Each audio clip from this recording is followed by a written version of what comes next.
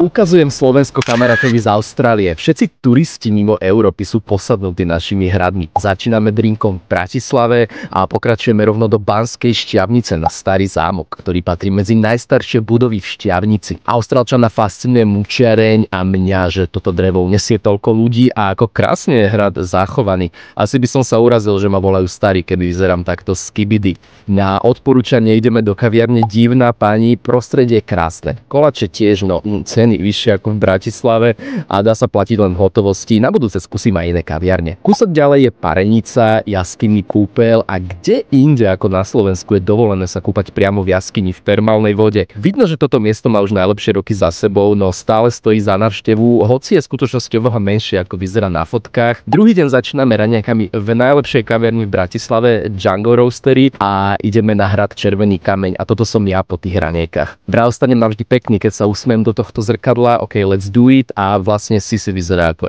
headway. Kúkli sme aj podzemie, kde nám bola zima, tak sme zbehli ešte do Smoleníc, do včeloviny ochutnať medovinu, ktorá bola ocenená ako najlepšia na svete a dali sme si aj kávu z Pelon. V Pezinku naháňame ešte nejaké pávy, Šimak zámok a Austrálčan sa s Bratislavou lúči pri Nočnom hrade. Akože tam dole majú síce kengúry, no Slovensko má milé bez mapy.